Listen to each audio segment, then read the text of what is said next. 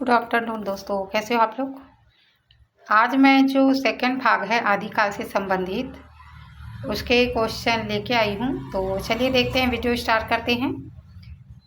सबसे पहले है कि नाथ संप्रदाय भारत के किस भौगोलिक क्षेत्र में सक्रिय था। नाथ संप्रदाय भारत के किस भौगोलिक क्षेत्र में सक्रिय था। पूर्वी भाग, पश्चिम, पश्चिमोत्तर, दक्षिण भारत, सुदूर पूर्व। तो सही उत्तर है पश्चिम भाग में। और सिद्ध साहित्य कहाँ प्रसिद्ध थे। तो सिद्ध साहित्य भारत के पूर्वी दिशा में थे, है ना, जहाँ पे असम हो गए, आपके पश्चिम बंगाल हो गए, ठीक है, तो इस क्षेत्रों में सक्रिय थे। और ये जो है पश्चिम में, जैसे राजस्थान हो गए, यहाँ पे दिया भी है पंजाब, राजस्थान, हिमालय क्षेत्रों में उसका विस्तार थे। ठीक, फिर आते हैं गोरखनाथ के गुरु का नाम क्या था। तो गोरखनाथ के गुरु का नाम था मच्छेंद्र नाथ। ठीक, अच्छा, इसको कल करवा दी, फिर भी एक बार मैं वैसे बता देती हूँ, ठीक है। और अतिरिक्त जानकारी में यहाँ पे है कि जो मच्छेंद्र नाथ को नाथ परंपरा का प्रथम गुरु माना जाता है, ये भी याद रखना। और गोरखनाथ को उनके विचारों को व्यापक रूप से प्रचारित करने और नाथ संप्रदाय को संगठित स्वरूप प्रदान करने का श्रेय मिला है, ठीक है। तो जो नाथ संप्रदाय है उसको प्रचारित करने का काम कौन किया है, गोरखनाथ ने, ठीक। लेकिन आदि गुरु मच्छेंद्र नाथ को बोलते हैं। फिर आते हैं नाथों ने नारी को किसका प्रतीक मानकर उसकी निंदा की है। शक्ति की, माया की, लक्ष्मी की, सरस्वती की। तो माया मानकर इसकी निंदा की है। उनके अनुसार नारी जो है उसके साधना के मार्ग में बाधक थे, ठीक है, उसके साधना के मार्ग में बाधक थे। और नाथ साहित्य में वैष्णव, वैराग्य, ब्रह्मचर्य, इंद्रिय निग्रह पर विशेष बल दिया गया है। इसी कारण नारी को सांसारिक मोह माया का प्रतीक माना गया है। फिर आते हैं नाथ हिंदी सिद्ध साहित्य ने किस आगामी साहित्यिक धारा को सर्वाधिक प्रभावित किया था। नाथ संप्रदाय जो सिद्ध साहित्य ने किस आगामी साहित्यिक धारा को सर्वाधिक प्रभावित किया था। कृष्ण भक्ति, संत काव्य, रीति काव्य की छायावाद। तो क्या जाएंगे, ये जो संत काव्य है ना, संत काव्य के जो कबीर थे वो इससे सबसे अधिक प्रभावित थे सिद्ध साहित्य, ठीक है, सिद्ध साहित्य से प्रभावित थे। उसकी रचनाओं में वही रहस्यवादिता मुखरित होती है या दिखाई देती है। फिर आते हैं, यहाँ पे लिखा है कुछ कि सिद्धों की रहस्यवादिता, पाखंड, विरोध और उलटबाजी शैली ने आगे चलकर कबीर और अन्य निर्गुण संतों के साहित्य को बहुत अधिक प्रभावित किया था। कबीर की उलटबाजी, पाखंड, विरोध और रहस्यवाद पर सिद्ध साहित्य का स्पष्ट प्रभाव दिखाई देता है। यह जो प्रश्न है नीचे कई बार पूछे गए हैं। फिर है महाशुकवाद का संबंध किस संप्रदाय से है। महाशुकवाद का संबंध किस संप्रदाय से है। नाथ, सिद्ध, जैन, रासो। तो ये सिद्ध साहित्य से है। नाथ संप्रदाय का जो संबंध है वो सिद्ध साहित्य से है। महाशुकवाद का संबंध सिद्ध साहित्य से है। सिद्धों के अनुसार साधना का चरम लक्ष्य कहाँ है, जहाँ मन निर्विकार हो जाता है। जहाँ मन जो है निर्विकार हो जाता है तो उसको महासुखवाद कहा जाता है।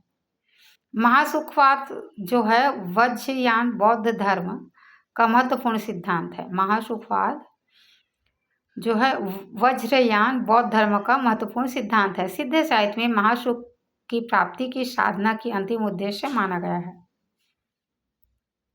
ठीक, हठयोग नाथ है, महासुखवाद सिद्ध और शांत रस जो है जैन साहित्य की प्रमुख विशेषता है, ऐसा बोल सकते हो। याद रखने की टिक है कि सिद्धों को मिला महासुख। फिर आते हैं 36, जैन साहित्य की रचना मुख्यतः किस भाषा में हुई।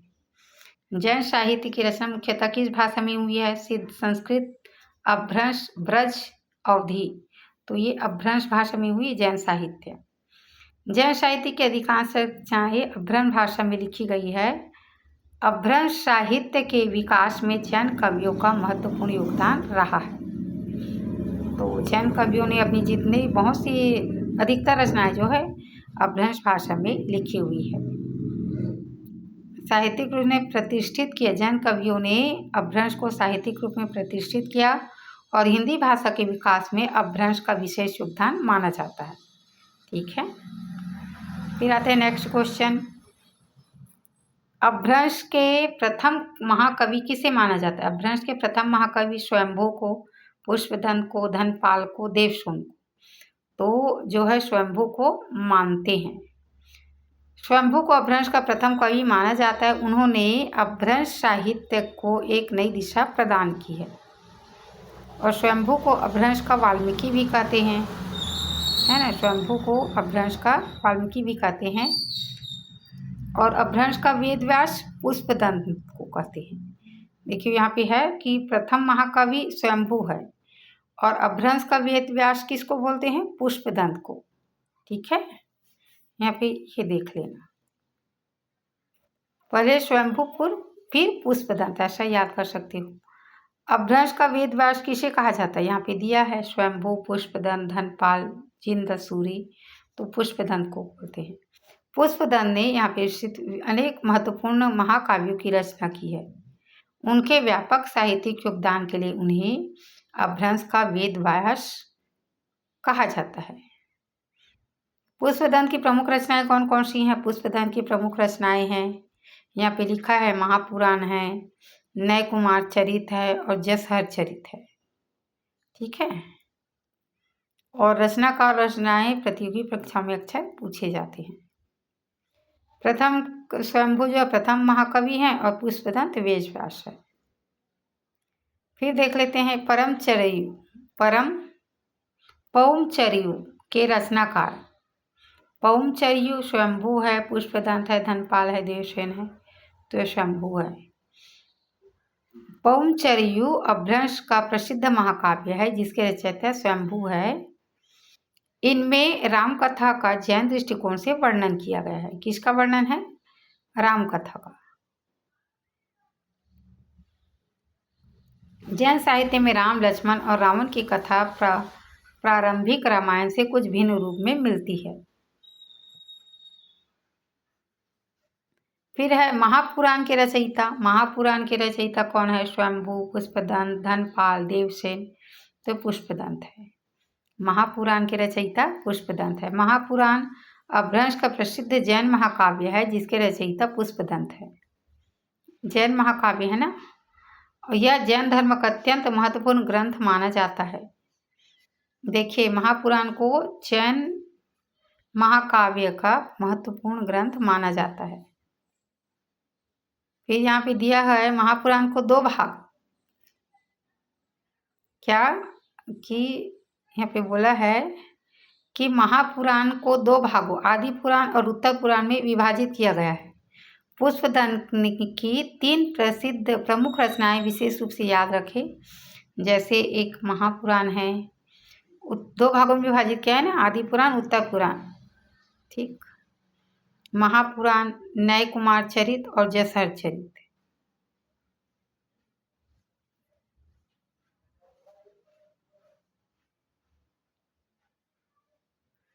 फिर देख लेते हैं 45।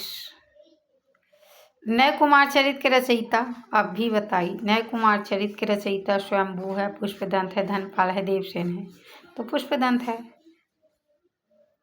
नय कुमार चरियु अपभ्रंश भाषा का प्रसिद्ध चरित काव्य है जिसके रचयिता पुष्पदंत है। इसमें जैन साहित्य की महत्वपूर्ण कृतियों में गिना जाता है। ठीक है, जैन साहित्य के महत्वपूर्ण कृतियों में नय कुमार अपभ्रंश भाषा का प्रसिद्ध चरित काव्य है जिसके रचयिता पुष्पदंत है और इसको जैन साहित्य में महत्वपूर्ण ग्रंथों में गिना जाता है। और ये जो 3 रचनाएं हैं ना पुष्पदंत की, वो हमेशा याद रखना, एग्जाम में पूछे जाते हैं। फिर आते हैं 43।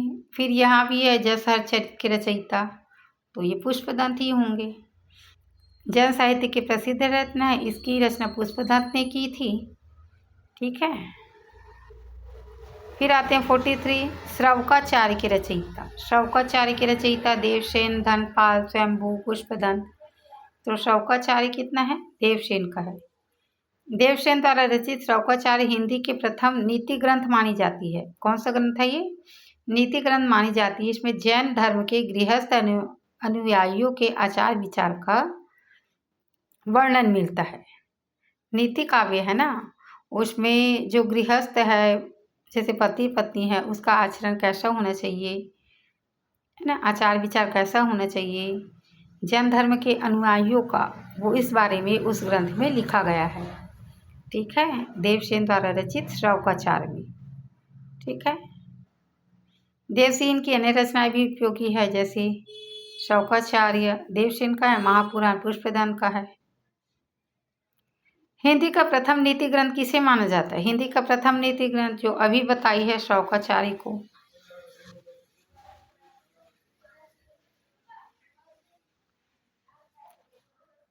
फिर है उक्ति व्यक्ति प्रकरण के रचयिता कौन है? कौन है? दामोदर शर्मा है, धनपाल है, देवसेन है, पुष्पदंत है। तो ये दामोदर शर्मा है। उक्ति व्यक्ति प्रकरण के रचयिता दामोदर शर्मा हैं और यह प्रारंभिक हिंदी गद्य और भाषा अध्ययन की दृष्टि से महत्वपूर्ण ग्रंथ माना जाता है। इसको उक्ति व्यक्ति प्रकरण को भाषा विज्ञान और हिंदी के प्रारंभिक गद्य अध्ययन में महत्वपूर्ण माना जाता है। फिर आते हैं जो हमारा राहुल वेल के रचयिता। राहुल वेल के रचयिता कौन है? दामोदर, रोड़ा, चंद बरदाई, नरपति नाथ। तो ये रोड़ा कवि हैं, ऑप्शन नंबर बी हो जाएंगे। इसकी भी व्याख्या देख लेते हैं। राहुल वेल हिंदी के प्रारंभिक चंपू काव्य रचनाओं में गिना जाता है। इसके रचयिता रोड़ा कवि हैं। इसमें गद्य पद्य दोनों का सुंदर समन्वय मिलता है राहुल वेल में। ठीक है, ये चंपू काव्य है। और राहुल वेल, यहाँ से र से रोड़ा, र से राहुल, ऐसा भी याद कर सकते हो आप। ठीक है, फिर नेक्स्ट देख लेते हैं। हिंदी का प्रथम चंपू काव्य, वही आएंगे चंपू काव्य राहुल वेल। प्रथम चंपू काव्य वही है, नीति काव्य फिर वही है। फिर देख लेते हैं संदेश राशक के रचयिता। अब्दुल रहमान, चंद बरदाई, नरपति नाल, पुष्पदंत।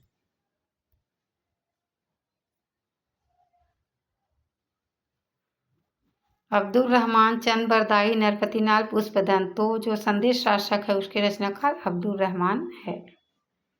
संदेश राशक के रचयिता अब्दुल रहमान है। यह हिंदी के प्रथम विरह काव्य मानी जाती है। संदेश राशक ना, हिंदी की प्रथम विरह काव्य संदेश राशक, जो कि अब्दुल रहमान की रचना है।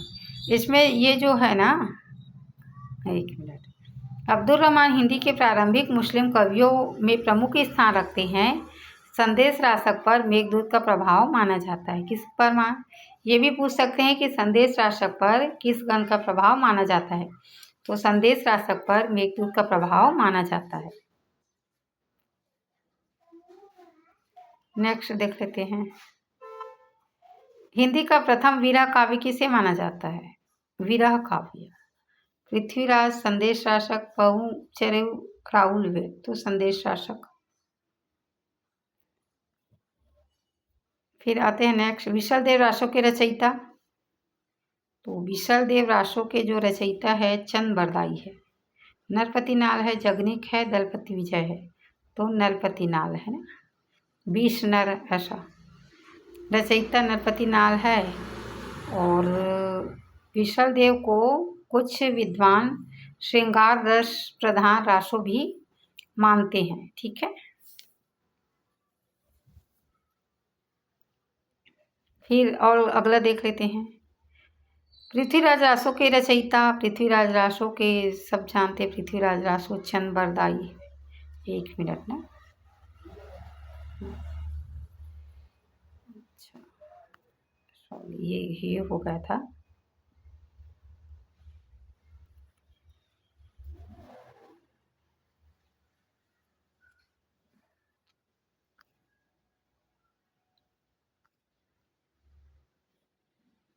चलिए 50 तक हो गए हैं।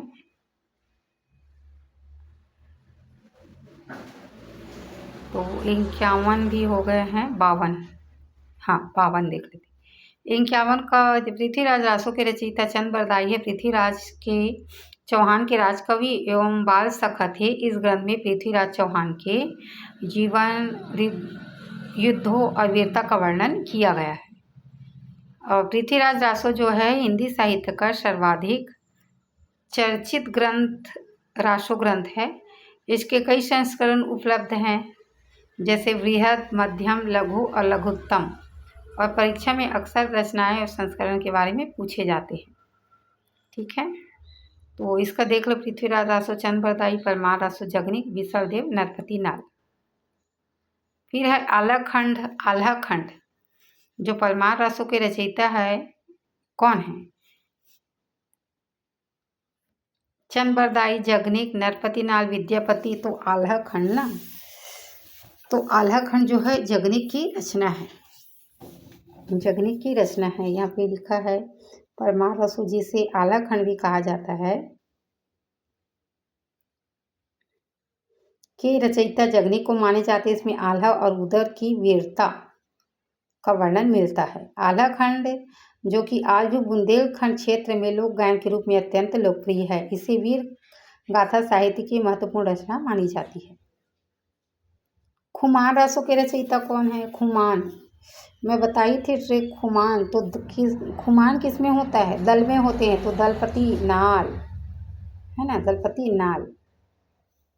फिर देख लेते हैं इसका। खुमान रासो के रचयिता दलपति विजय माने जाते हैं। इसमें मेवाड़ के राजा खुमान के शौर्य और पराक्रम का वर्णन मिलता है।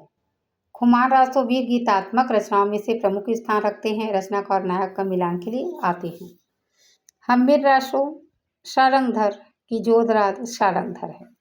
हम्बीर रासो के रचयिता सारंगधर माने जाते हैं। इसमें रणथंभौर के राजा हम्बीर देव के पराक्रम का वर्णन मिलता है। हम्बीर रासो वीर गाथा साहित्य की महत्वपूर्ण रचनाओं में गिना जाता है।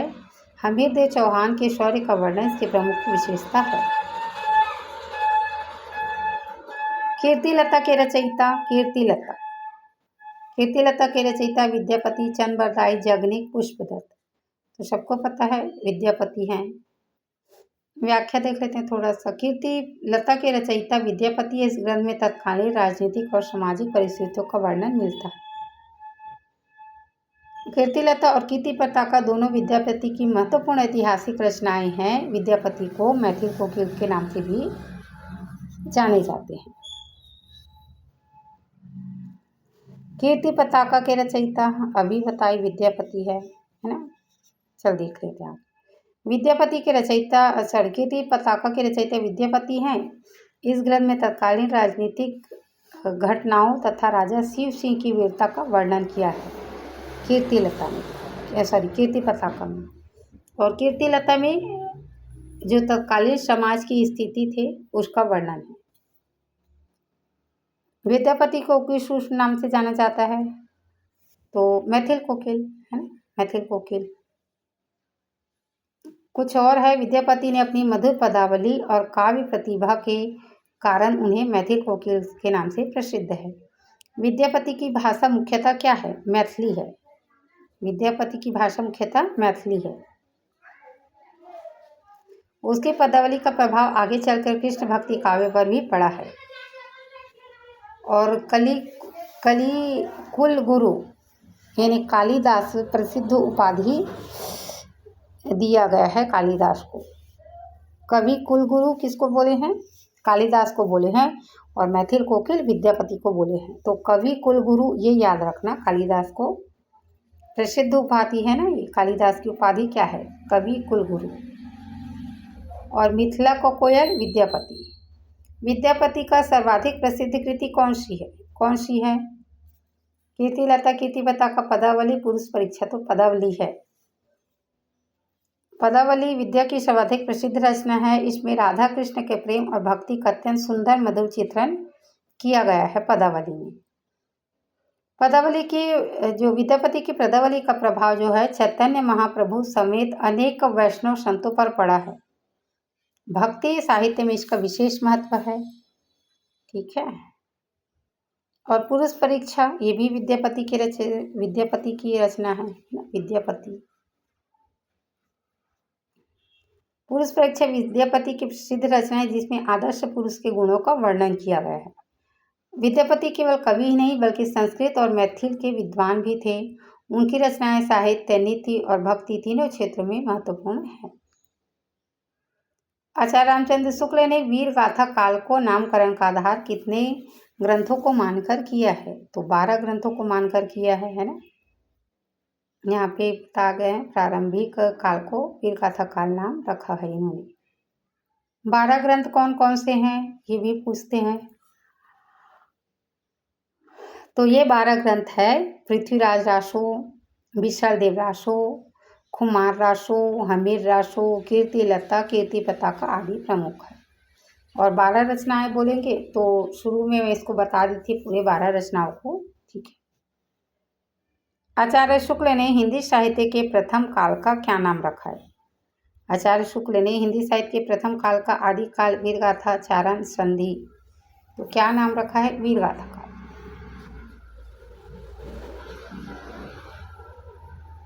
काल को वीरगाथा काल नाम रखा क्योंकि इस काल में वीरों के शौर्य और पराक्रम का वर्णन करने वाले ग्रंथों की प्रधानता थी। हजारी प्रसाद द्विवेदी ने हिंदी साहित्य के प्रथम काल को क्या काल कहा है? हजारी प्रसाद द्विवेदी ने, एक मिनट ना, बार बार ही हो रहा है।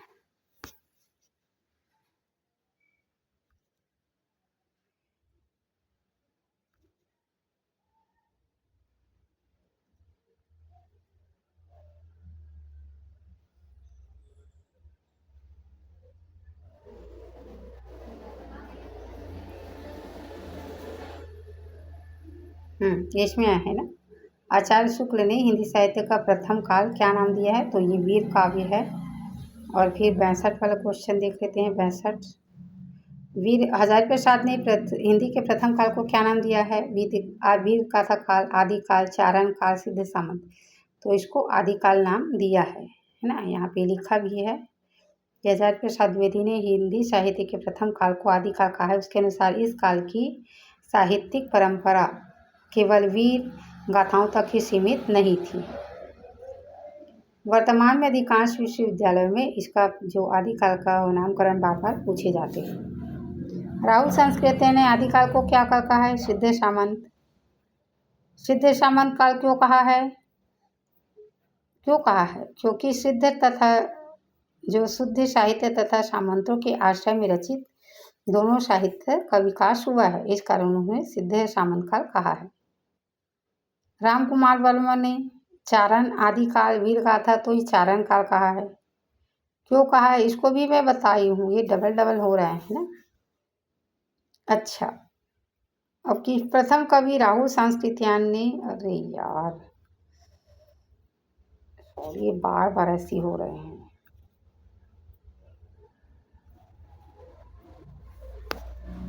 पूरा कर देती हूँ, आज देख लेना आप। अगर अच्छे लगे तो प्लीज़ वीडियो लाइक कीजिए। चलिए,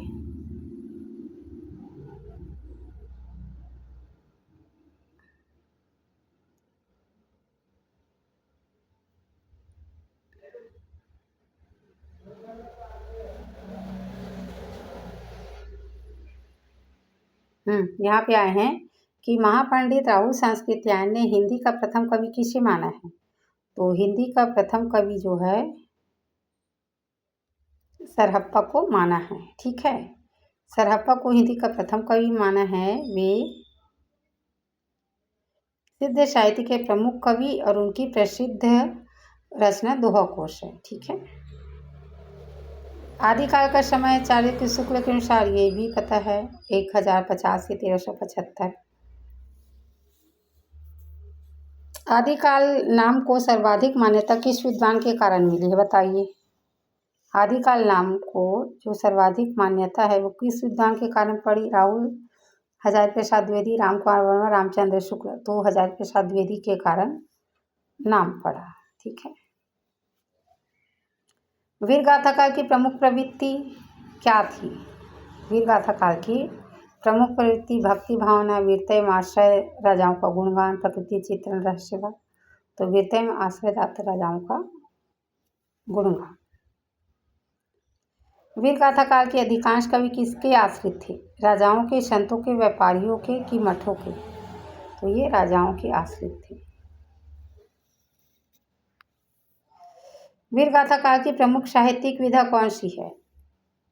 तो रासो काव्य है, रासो काव्य। पदावली नहीं, साखी नहीं, दोहा है, रासो काव्य है। वीर गाथा काल की साहित्य की प्रमुख विशेषता क्या है? भक्ति भावना, रस की, वीर रस की प्रधानता, प्रकृति चित्रण, रहस्यवाद।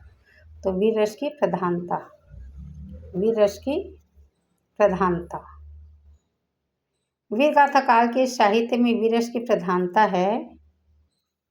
इस काल के कवियों ने अपने आश्रयदाता राजाओं की वीरता, युद्ध कौशल, दानशीलता, पराक्रम का अत्यंत महत्वपूर्ण उत्साहपूर्ण वर्णन किया है।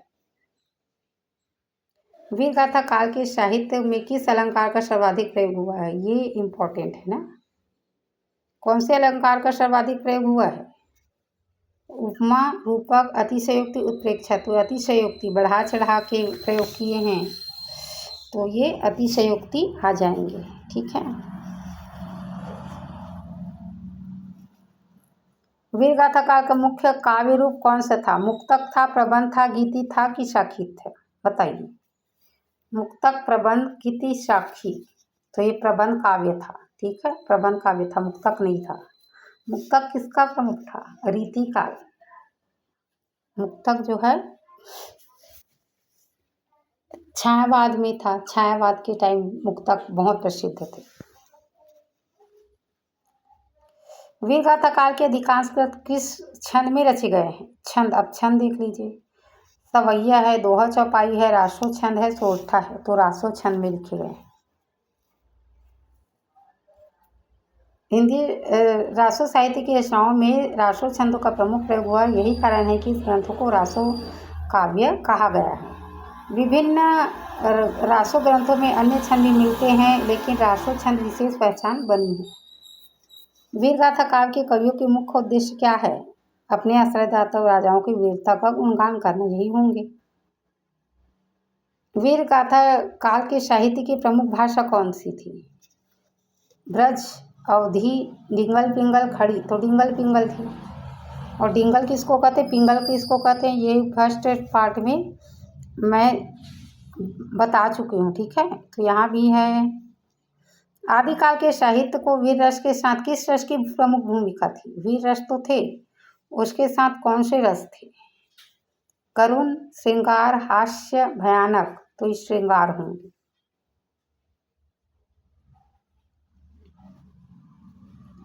पृथ्वीराज रासो का नायक कौन है? विसल देव, पृथ्वीराज चौहान, हमीर देव, आल्हा। तो पृथ्वीराज रासो के नायक जो है पृथ्वीराज चौहान थे।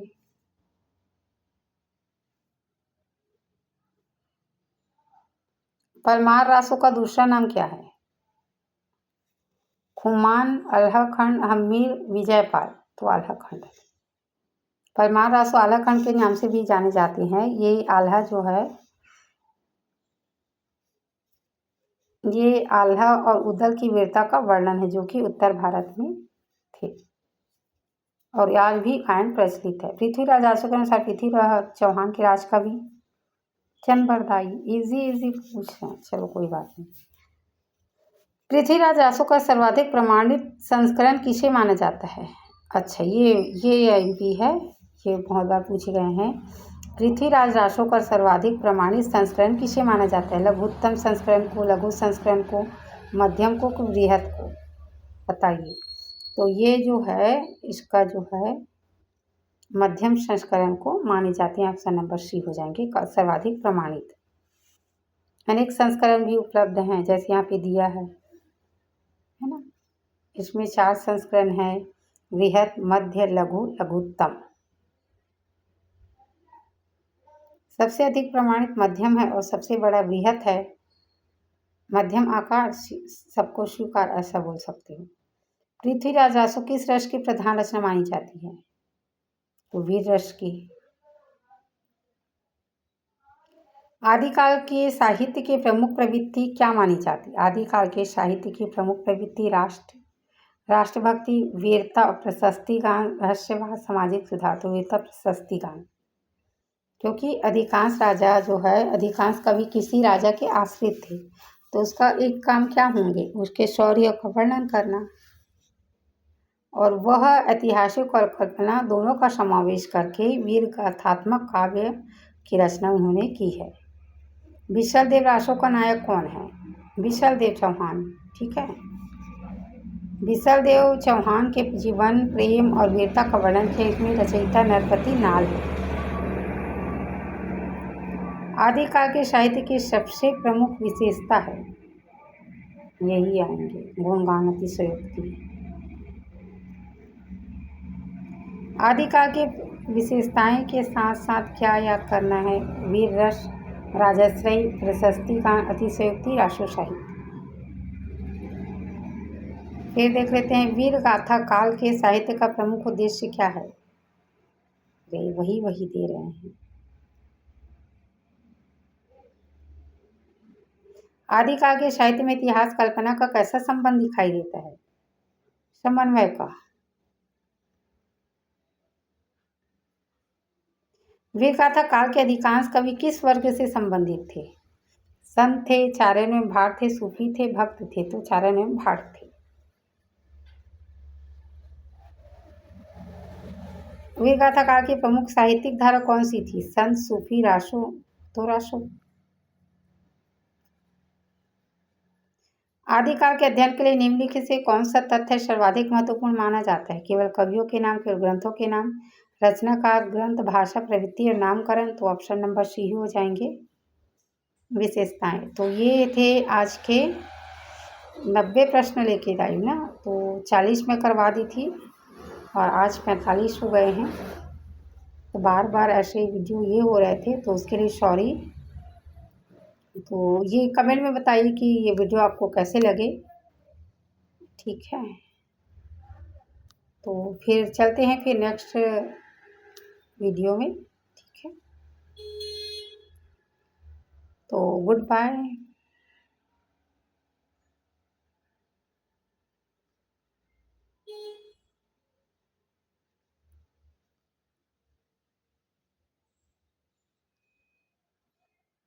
चलिए, ठीक है।